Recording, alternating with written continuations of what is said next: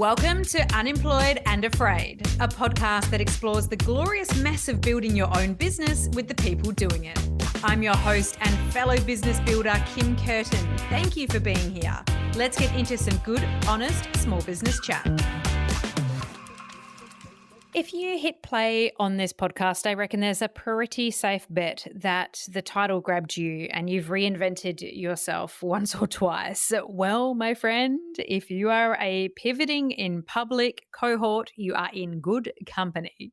And I had every intention of showing up for you here today to share my in-depth personal experience of pivoting in public in some way that was kind of concise and well put together and gave you a bunch of actionable takeaways.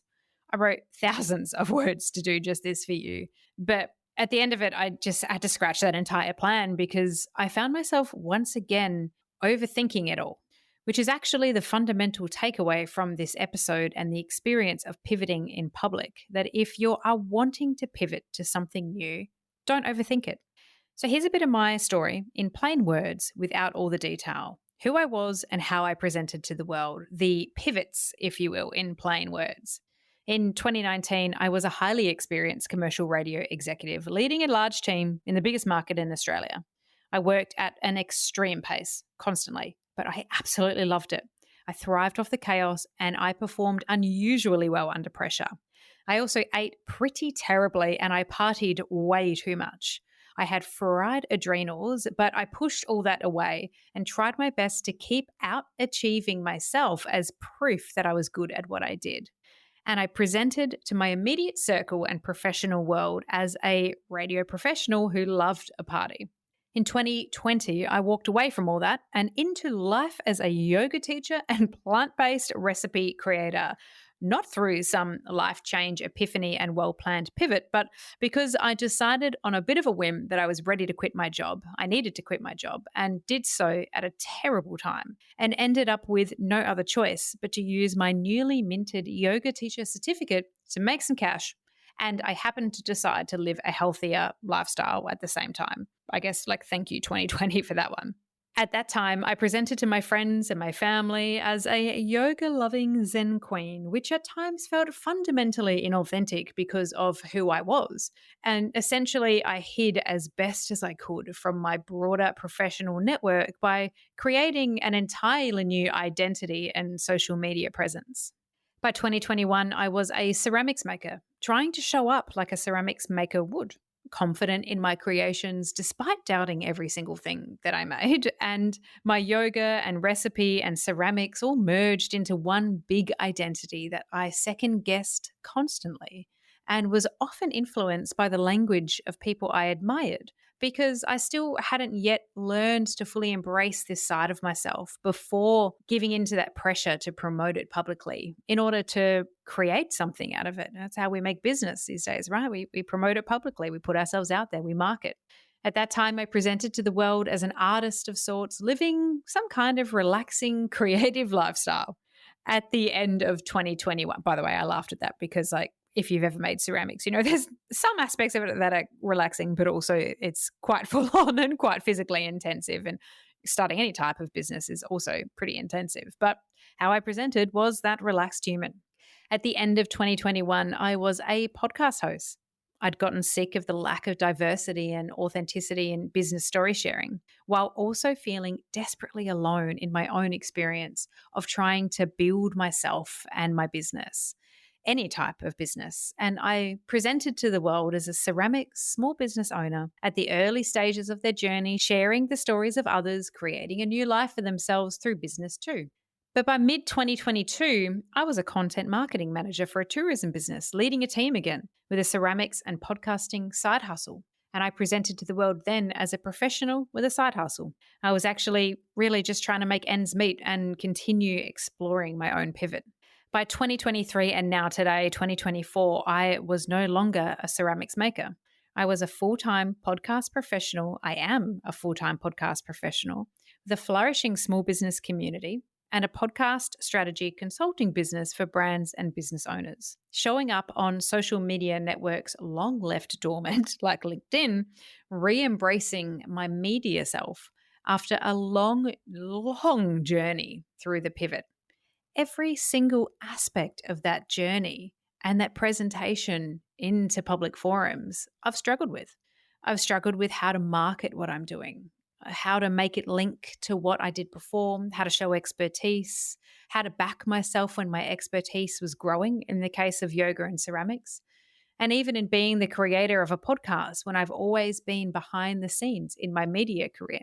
Almost all of this pivoting has been done through the evolution of myself and my business and brand name of Good Side of the Bed at the same time. That brand, Good Side of the Bed, has been all of those things I just described to you because I've been all of those things.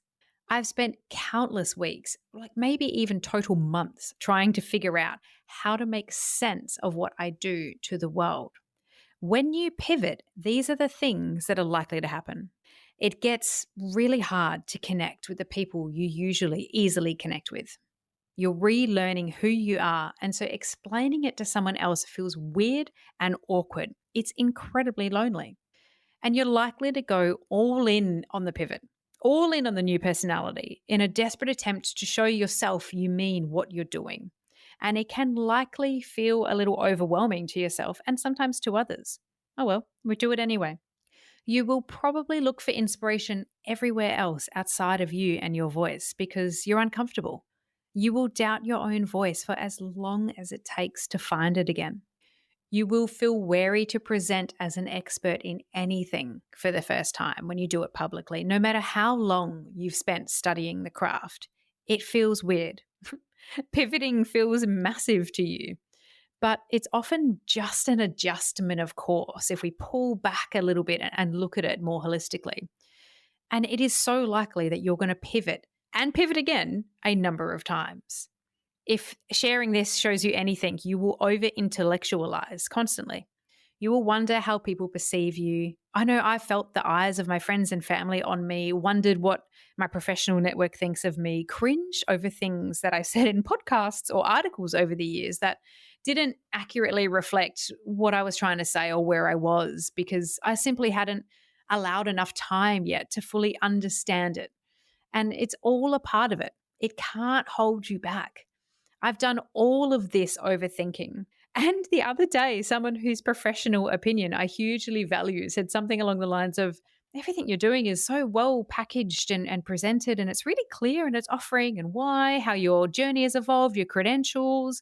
I was like totally shook. I couldn't believe that was being said because it hasn't felt like that. It rarely feels like that. You have those amazing moments where it feels like that when you're like, oh, I am so on point here. I know exactly what I'm doing. It's so clear. I'm so focused. But then inevitably we drop back into that second guessing. People don't look at us as deeply as we do ourselves. That's the point.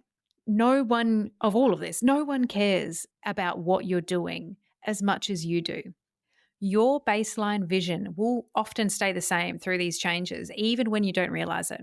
My vision, in retrospect, was always to do work that provides tangible value to others, while allowing myself to become financially and professionally independent while leaning into my passions. So why am I sharing all of this? Like, what's the point of this? If you're considering a pivot or a pivot within a pivot, just make a move and let the rest catch up. It's only through taking action that we get to where we need to be. And whatever step we take will continue to evolve. It really is never finished. You're never finished. It's okay to just make a change, make a move. It's your life, it's your business, it's your potential. And now I really, really hope you weren't doing a drinking game on the word pivot in that share, in that stripped back, just honest share about what my journey has been like, pivoting in public and evolving my business to be where I am today. But mostly I hope that in sharing this, it makes you feel a little bit less alone. I think often enough, because we're also focused on putting the right message out there, on putting the right credentials out there, on having everything be beautifully packaged to attract the success that we desire, we kind of don't admit to the fact that we all feel a little weird while it's happening. And that's what we need to do more of. Share our experiences, share the honesty in our experiences so that more of us take a bet on ourselves and go through the experience however it looks for our unique selves. And if this has made you feel a little bit less alone in the process, I do hope that you head to Unemployed and Afraid, the website, unemployedandafraid.com.au, and subscribe to my newsletter. I'm going to chat to you more and offer you more support. That's the whole point of this. Get around this podcast, support it. Show up for me, show up for yourself, show up for others. And let's try and make this experience of pivoting in public in front of everyone feel a little less lonely. Thank you for listening to Unemployed and Afraid, the podcast for small business builders with your host, me, Kim Kerton. If you love it, you can say thanks with a star rating and a review. And of course, join the community on Instagram, TikTok, Facebook, and LinkedIn. Find us at Unemployed and Afraid wherever you're hanging out, and I'll see you there.